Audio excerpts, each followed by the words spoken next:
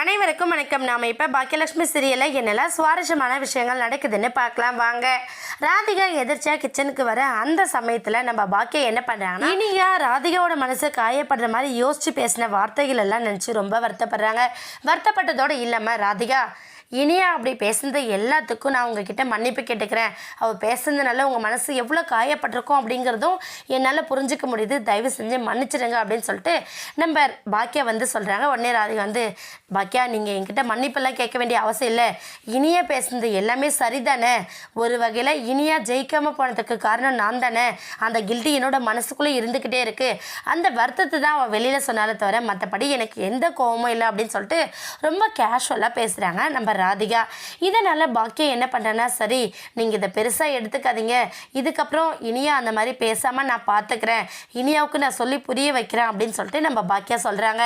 ஆனால் ராதிகா என்ன பண்ணுறாங்கன்னா, இல்லை வேண்டாம் பாக்கியா, என் மனசே சரியில்லை, எனக்காக நீங்கள் ஒரு உதவி பண்ண முடியுமா அப்படின்னு சொல்லிட்டு நம்ம ராதிகா கேட்குறாங்க. பாக்கியா என்ன விஷயம் சொல்லுங்கள் ராதிகா அப்படின்னு சொல்லி கேட்குறாங்க. 2-3 நாள் நம்ம குடும்பத்தோடு சேர்ந்து எல்லாரும் டூர் மாதிரி வெளியில் போயிட்டு வரலாமான்னு சொல்லிட்டு நம்ம ராதிகா கேட்குறாங்க. உடனே பாக்கியா என்ன இப்போ திடீர்னு இப்படி சொல்கிறீங்களே, ஏன்னா எல்லாரும் உங்கள் மேலே ரொம்ப கோவத்தோடு இருக்காங்க, இப்போ போய் கூப்பிட்டா கண்டிப்பாக யாருமே ஒத்துக்க மாட்டாங்க ராதிகா அப்படின்னு சொல்லிட்டு நம்ம பாக்கியா சொல்கிறாங்க. இதை கேட்டதுமே ராதிகா இல்லை பாக்கியா, நீங்கள் வரேன்னு சொல்லுங்கள், மற்ற விஷயத்தெல்லாம் அப்புறம் பார்த்துக்கலாம் அப்படின்னு சொல்லிட்டு நம்ம பாக்கியா கிட்டே சொல்கிறாங்க.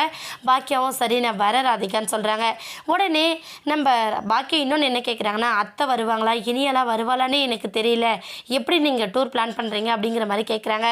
உடனே ராதிகா சரி நீங்கள் வரேன்னு ஒத்துக்கிட்டீங்களே, மற்ற எல்லாரையும் கம்பல் பண்ணி வர வைக்க வேண்டியது என்னோட பொறுப்பு, நான் பார்த்துக்கிறேன் அப்படின்னு சொல்லிட்டு நம்ம ராதிகா சொல்லிட்டு என்ன பண்ணுறாங்கன்னா, எல்லாருக்கும் ஒரு ரிக்வஸ்ட் வைக்க போகிறாங்க. கண்டிப்பாக 3 நாள் ட்ரிப்பு எல்லோரும் வந்தாகணும் அப்படிங்கிற மாதிரி ஒவ்வொருத்தரையாக ரிக்வஸ்ட் பண்ணி நம்ம ராதிகா கூப்பிட போகிறாங்க. எல்லோரும் சம்மதிச்சு நம்ம ராதிகாவோட ட்ரிப்பு போக போகிறாங்களா, இல்லை இனியாவும் ஈஸ்வரியும் சேர்ந்து ஏதாச்சும் பிளான் போட போகிறாங்களான்னு வெயிட் பண்ணி பார்க்கலாம். இந்த வீடியோ உங்களுக்கு பிடிச்சிருந்தா மறக்காமல் நம்ம சேனலை சப்ஸ்கிரைப் பண்ணுங்கள். தேங்க்யூ.